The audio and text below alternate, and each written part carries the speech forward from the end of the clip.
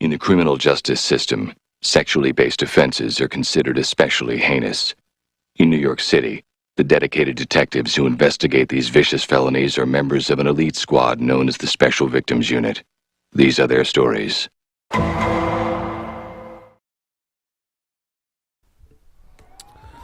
Hello and welcome to Dissection with D. And of course, this is Love is a Battlefield by Pat Benatar. It's quite a great song, very iconic song, came out in 1983, and of course Pat Benatar was about 30 years old at the time. As we just see the bus coming down the highway, and Pat's sitting on the back of the bus, of course just talking to herself, because there's nothing weird about that. Obviously just reflecting on something that's happened. It was as we see the seedy streets of New York and a live sex theatre there. So we can only imagine something's taking place here. She does wake up. Starts... Whoa, okay. Whoa. So we get the... She's coming out of the house and singing back in protest. It appears she's getting kicked out of the house. Not exactly sure what's happening. This middle-aged couple are saying that she's not welcome back, and she sings back in protest about what is going on. She puts this big bag over her shoulder. I'm assuming it's filled with books and things like that as she waves to a young man up in the window there. He looks to be about 15, maybe 16 years old. Okay, that's...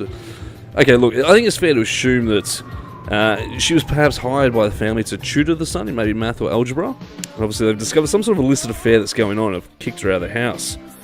That's not appropriate.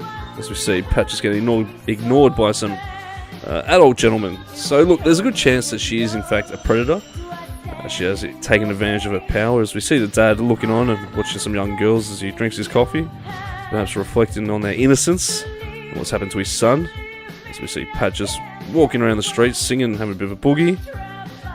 As we see a guy in white hop pants having a bit of a perv there. She's always trying to work out what she's going to do with herself as the family's still reflecting on what has happened. She's found her way into a building here. Perhaps looking for work. She probably could have gone to a Kmart or some sort of cafe for work, but she's walking into this venue here, and I'm not quite sure. Okay, it looks to be a bit of a sleazy venue, maybe a brothel. We've got a pimp there sort of looking on. I haven't actually been inside a brothel myself, so I'm not 100% sure, but we see Pat there with some fishnet stockings and presenting, as the pimp looks on quite happy, and she's led away for... Okay, it looks to be a bit of a dance, so this must be some form of foreplay in this venue. She stares off blankly. Look, that's a fall from grace, isn't it? You know, being a tutor to working in a brothel. Not ideal. I guess the family are wondering whether or not they're going to get the Special Victims Unit involved, as we see another girl led away. And okay, here's Pat. She's got time to write a grocery list for shopping after work. Maybe get some milk and bread and things like that. Okay, no, I was wrong. She's in fact writing to the boy, keeping in contact. Probably not the best thing to do, especially if you're trying to avoid charges. I guess, of course, kids, this is back in the day before we had text messages, so if he said send news, she would have sent a Polaroid. Shouldn't be doing that with the kids. We just see another young girl actually fighting off the pimp as Pat steps in, so she's redeeming herself and actually looking out for the younger lady. So, of course, no double standards here with that. As the girls all rally around this pimp, and she kicks him away, and okay, a dance has broken out, and look, I could be mistaken, but this looks to be a dance which proposes the idea of a clothed female, naked male situation. I'm not 100% sure, as I haven't actually seen this dance in person myself. The pimp does look a bit intimidated. Of course, I would too in a situation like this, but of course I'm open-minded and keen for trying new things, so I guess after a little bit of it being intimidated, I would also then get excited and possibly jump up and start dancing with her, get myself involved and partake in a clothed female, naked male situation. If you're not familiar with it, I suggest you jump onto Google and your eyes will be opened. But the dance is getting quite aggressive, and the guy, okay, yeah, he's looking like he's into it. He might jump up any moment, and there he is, jumping into it. As I said, I would too. He looks like he's open for it. I'm not much of a dancer, but yes, I would dance if I had something like this proposed to me. In this form, of course. Okay, she splashed water in his face, and I think I could be wrong.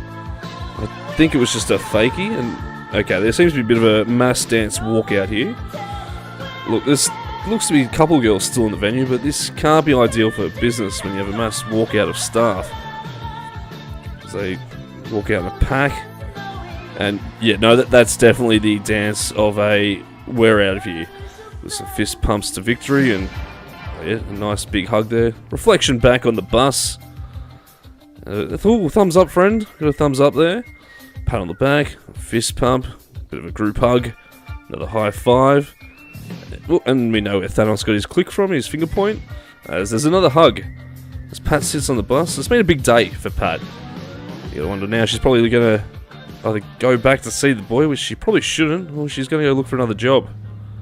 As I said, maybe at a Kmart or a cafe. Hell, even a McDonald's. But love is a battlefield. That was Dissection with D.